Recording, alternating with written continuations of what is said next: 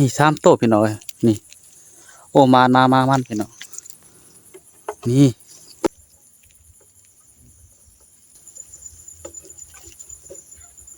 โตที่สองโอ้วันนี้มีสี่โตพี่น้องสามโตที่สามโตที่สี่นี่พี่น้องเอามาเบิ่งกันพี่น้องเนาะว่าสิได้ชำไรเนาะนี่พี่น้องนี่พี่น้องนี่พี่น้องนี่คือผลงานเนาะพี่น้องเนาะนี่พี่น้องนี่พี่น้อง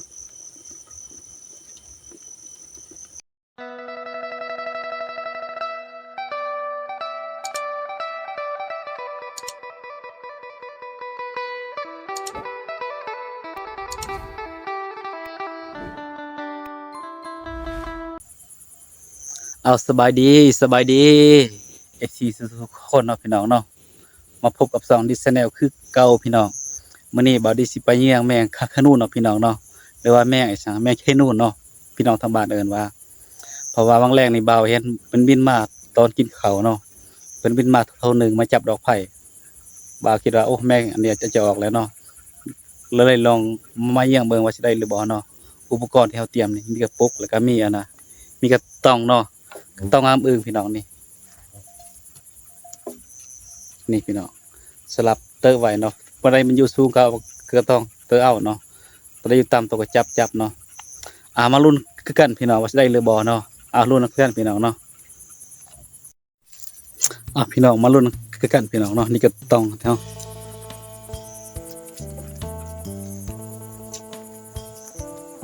ลุ้นคือกันได้พี่น้องได้ว่าสิได้หรือบ่เนาะเบิ่งโอ้เห็นแล้วพี่น้องนี่พี่น้องเห็นบ่ทุกคนนี่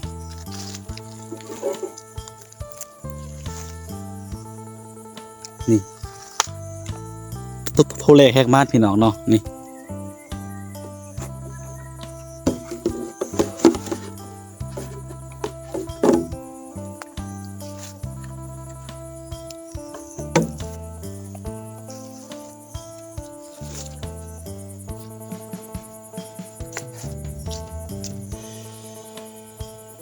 เห็นแล้วพี่น้อง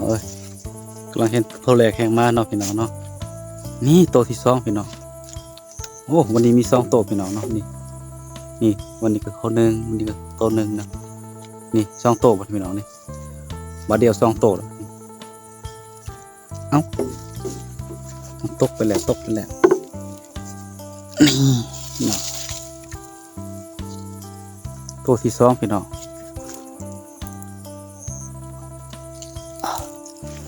นี่3โตพี่น้องนี่โอ้มามันพี่น้องนี่โตที่4โตที่5พี่น้องนั่นเห็นบ่พี่น้องเนี่ย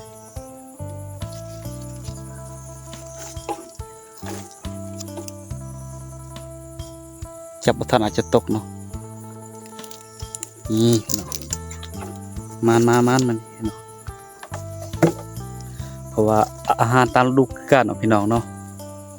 นี่พี่น้องมี2โตวนี่เห็นบ่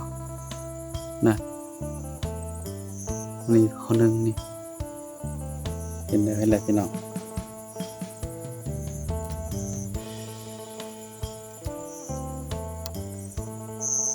การมันอยู่สูงคือสีเฮาต้องก็ต้องเนาะพี่น้องเนาะนี่แต่ไม่ง่ายพี่น้องนี่เห็นบ่มันก็ตกใส่นี่อันเดียว2แล้วพี่น้องเห็นบ่2โต๊ะ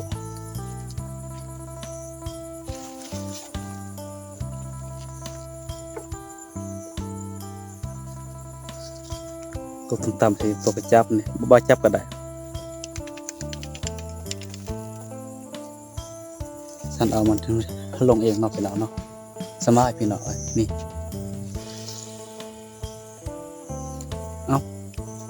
มันเกาะนี่พี่น้องเห็นบ่นี่พี่น้องโอ้อยู่สูงหลายพี่น้องพุ่น ตรเลย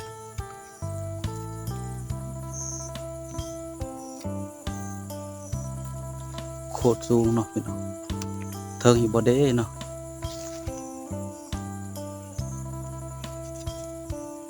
นี่ตกแล้วนี่พี่น้องนี่โอ้เจอตลอดพี่น้องเนาะสายขั้วแล้วเนาะนี่นี่มาจับอยู่เพ่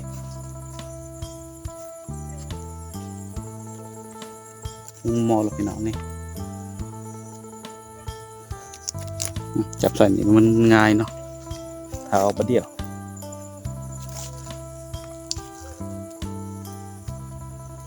นี่พี่น้องนี่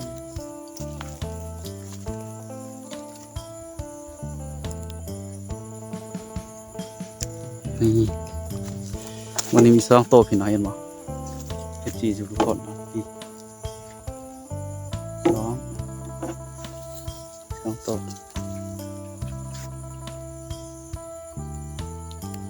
เอา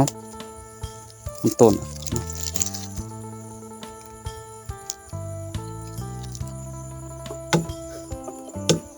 ตกแล้วพี่น้องเห็นโอ้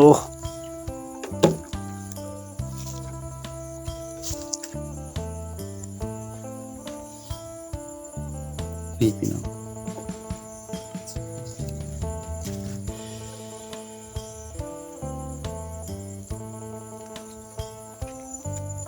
ลำบากหลายเนาะพี่น้องเนาะมาคนเดียวพี่น้อง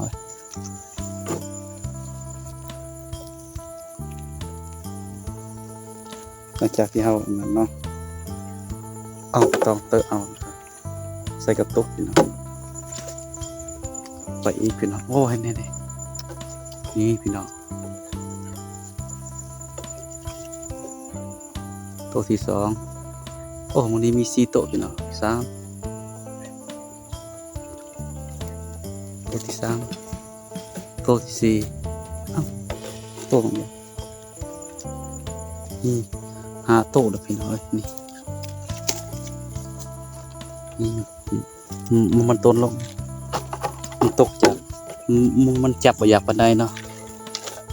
เวลาเอาสั่นมันจะตกอ้าวยังอีกพี่น้อง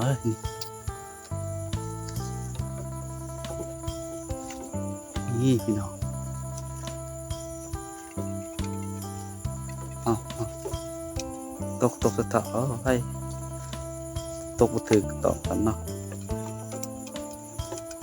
แม่ตกแล้วอีกมองนี่เอ้าจับอยู่คอตกซะแล้วนี่พี่น้อง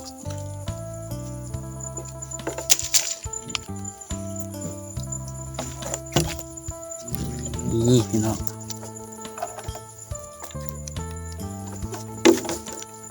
นี่พี่น้องเลยรอบนี้เลย4เนาะ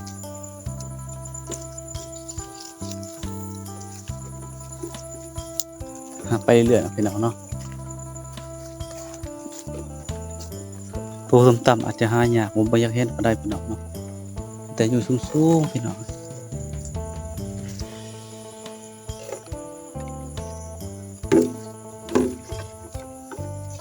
นี่พี่น้อง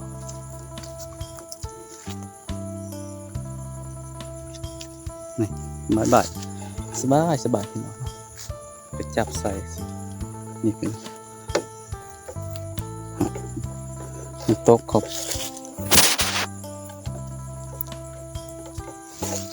อาหารตามฤดูกาลพี่น้องเนาะนี่แม่ให้ดูเพราะว่าฝนตกแห้งช่วงนี้3-4 มื้อหลังในฝนตกแห้งพี่น้องเนาะคิดว่าจะออกแล้วนะเพราะว่าตอนเบากินข้าวครับแม่เกณฑ์มันบินมาตัวหนึ่งเนาะก็เลยหาออกหลากก่อนพี่น้องเนาะนี่มันได้แล้ว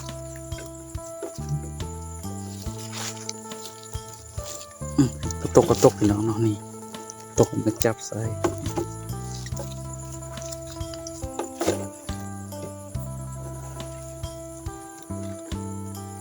บรรยากาศตามป่าตามดงพี่น้องเลย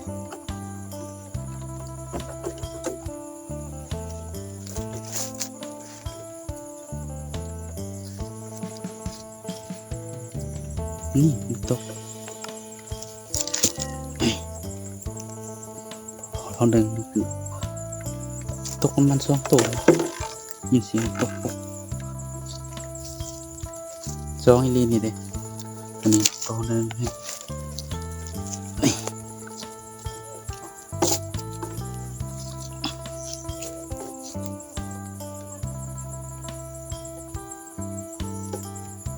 อ้าวพี่น้องมี2 ตัวอ้าวตกต่ำพี่น้องนับเอาได้ยังไง1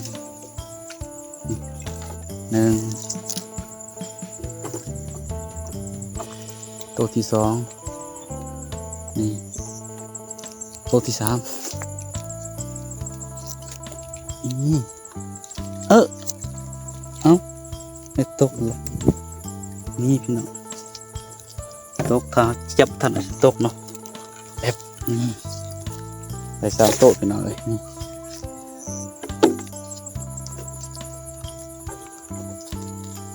ว้าวพี่น้องเลย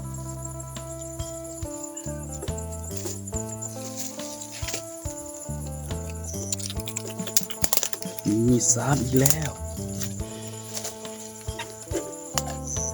เห็นว่าพี่น้องต้องจับเบาๆพี่น้องเห็นไหมตกซะแล้ว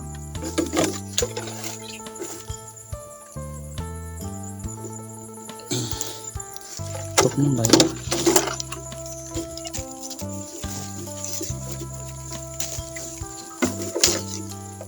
นี่พี่น้อง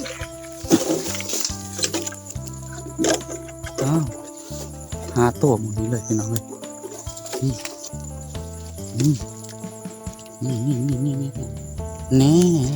เอาอีกอันเนี่ยเห็นไหมนะเทิงอยู่บนเนาะจับบนนี้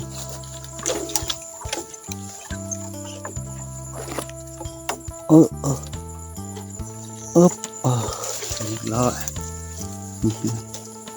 ตัวเป็นไงปลาขี้ป้ายปลาก็เลยเลี้ยวเห็นอีกนี่เนาะตัวต่ำพี่น้องอาหารตามฤดูกาลพี่น้องนี่หอยเลยมันอยู่สูงเนาะโอ้ตอนแห้งสู้พี่น้องพูดได้บอกก็ต้องอยากจะบันเทิงเนาะโอ้2 โตเลยพี่น้องได้ยังบ่ได้แต่ตัวเดียวบ่ได้มันตกแหละนี่พี่น้องมันตกหมดที่ดินเนาะพี่น้องนี่เอาอีกจับอยู่เสือพี่น้อง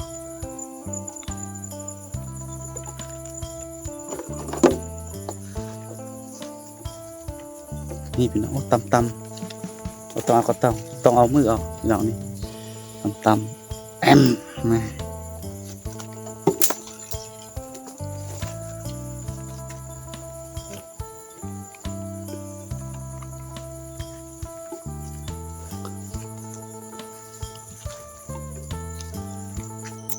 เอาเนาะพี่น้องเนาะหลังจากที่เขาเยี่ยงแมงขนุนเนาะพี่น้องเนาะเพื่ออะไรขยอนนี่พี่น้องโอ้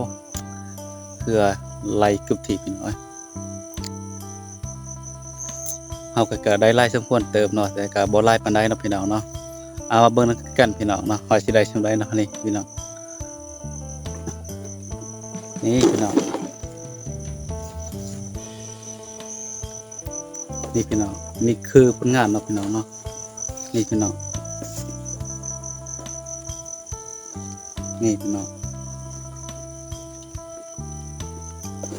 นี่คือผลงานเนาะพี่น้องเนาะนี่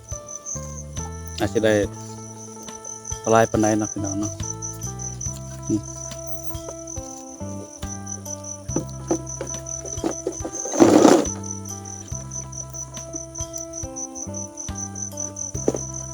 แต่ก็พอได้กินอยู่พี่น้องเนาะ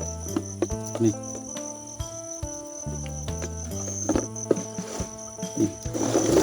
ก็ได้ประมาณอยู่3 ป่อง 1แล้วว่าป่องปลายเนาะพี่น้องเนาะเพราะว่ามันบ่อยากลายปานใดพี่น้องเนาะแล้วก็มีอยู่แต่ว่ามันบ่ลาย พี่น้องเนาะถ้าว่าคลิปนี้ก็จบเพียงเท่านี้เนาะพี่น้องเนาะสิได้อำลาพี่ลาน้องเนาะจบเพียงเท่านี้ก่อนเด้อพี่น้องบ๊ายบายพบกันคลิปใหม่เนาะพี่น้องเนาะ